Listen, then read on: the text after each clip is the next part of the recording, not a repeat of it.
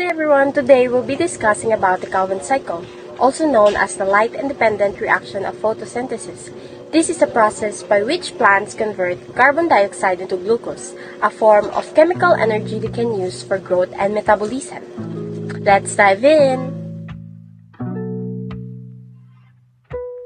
The Calvin cycle occurs in the stroma of chloroplasts and does not directly require light. However, it depends on the energy-rich molecules, ATP and NADPH, which are produced during the light-dependent reactions.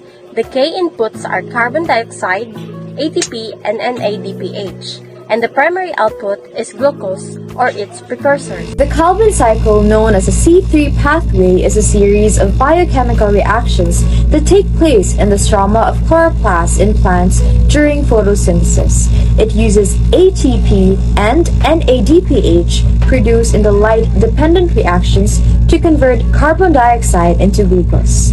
The cycle is divided into three main stages, namely carbon fixation, reduction, and regeneration of RUBP. So, in carbon fixation, what happens? In the first step, carbon dioxide is incorporated into 5 carbon sugars called ribulose 1, 5-biphosphate, or also known as the RUBP.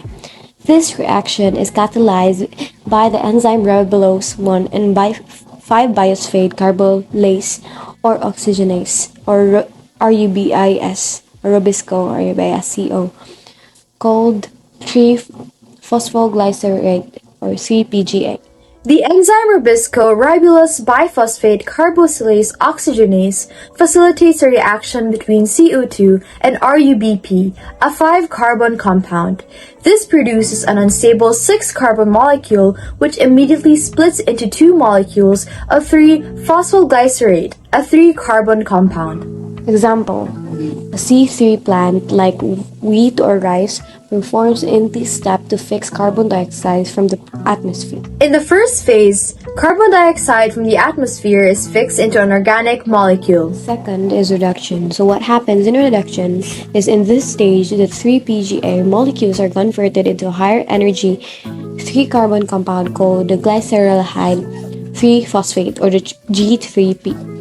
This step involves 2 reactions. The first reaction is the ATP and it is used to phosphorylate 3-PGA, forming 1,3-bis. The second one is the NADPH, donates electrons to reduce 1,3-biphosphate phosphoglycerate or into G3P. Out of the total 3GP molecules produced, some are used to synthesize glucose and other carbohydrates, while others are recycled to regenerate RUBPA. Phase C, reduction. In the reduction phase, ATP provides energy and NADPH donates electrons to convert 3-PGA into glyceraldehyde 3-phosphate or G3P. G3P is a versatile 3-carbon sugar that serves as a precursor for glucose and other carbohydrates.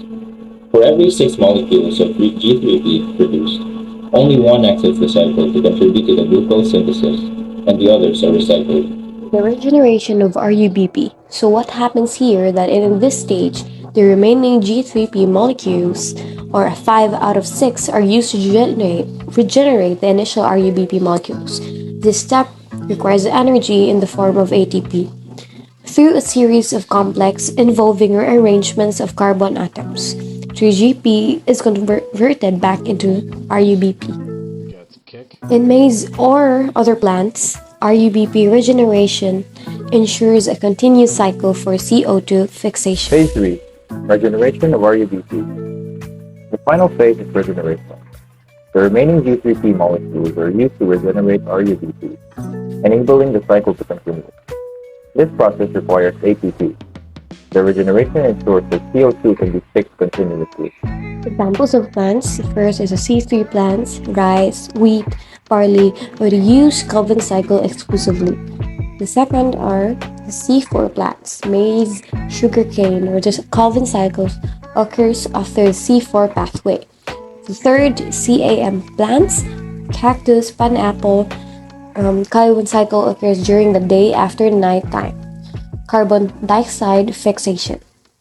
Overall, Calvin cycle equation. For output 1 of cycle, 1 G3P molecule, which can be used to make glucose and other carbohydrates. For every glucose molecule, the cycle must turn twice. The Calvin cycle is influenced by several factors, such as number one, the light intensity. Light intensity affects ATP and NADPH production during light-dependent reaction. Its temperature.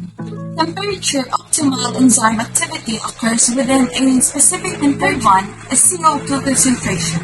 More CO2 increases the rate of carbon fixation. We have some of these inputs and outputs of the Kelvin cycle. So there are 3 molecules of CO2 or carbon dioxide, and there are 9 adenosine triphosphate and 6 NADPH. And for the outputs, there are 1 molecule of G3P, which is used to synthesize glucose and other sugars. It takes 2 turns of the Kelvin cycle to produce 1 molecule of glucose. To conclude, Calvin cycle is a vital part of photosynthesis, transforming inorganic carbon dioxide into organic molecules essential for life. It highlights the intricate balance of nature and its dependence on sunlight as a primary energy source. Thank you for your attention.